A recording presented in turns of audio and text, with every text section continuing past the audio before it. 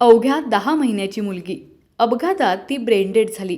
तिच्या पालकांनी तिचा अवयवदान करण्याचा निर्णय घेतला. तिच्या कुटुंबाने घेतलेल्या निर्णयामुळे 4 जणांना जीवदान मिळालं. अलीन शेरीन असं त्या चिमुकलीचं नाव. अलीन शेरीन यांच्या पालकांनी जड अंतकरणाने अवयवदान करण्याचा निर्णय घेऊन समाजापुढे एक मोठा आदर्श ठेवला.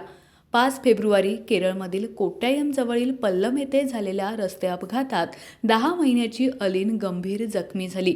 तिला कोची येथील खासगी हॉस्पिटलमध्ये उपचारास दाखल करण्यात आले. तिचा मेंदू निकामी झाला होता. ती ब्रेनडेड झाल्यानं तिचे अवयवदान करण्याचा निर्णय तिच्या पालकांनी जड अंतकरणांनी घेतला. त्यानंतर तिचे मूत्रपिंड, हृदय, यकृत आणि कॉर्निया दान करण्यात आला. जगाचा निरोप देताना अलीनच्या अवयवदानामुळे 4 मुलांना जीवदान मिळालं. 10 महिन्याच्या सर्वात तरुण अवयवदाता ठरलेल्या अलीनच्या पार्थिवावर रविवारी भावनिक वातावरणात अंत्यसंस्कार करण्यात आले.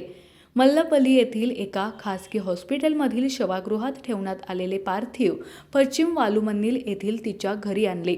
तिचे अंत्यदर्शन घेण्यासाठी लांबून लोक मोठ्या संख्येने आले होते. केंद्रीय मंत्री सुरेश गोपी, आरोग्यमंत्री वीणा जॉर्ज श्रीवास्तवन, मत्स्य व्यवसाय मंत्री साजी चेरियन, जलसंपदा मंत्री रोशी ऑगस्टीन आणि पठाणमथिट्टाचे जिल्हाधिकारी एस प्रेमकृष्ण यांनी श्रद्धांजली वाहिली. रविवारी अलीनचे पार्थिव जेव्हा तिच्या घरी आणण्यात आले तेव्हा कोट्टायममध्ये एक उदास वातावरण होतं. तिच्या मुलीला निरोप देण्यासाठी मोठ्या संख्येने लोक आले.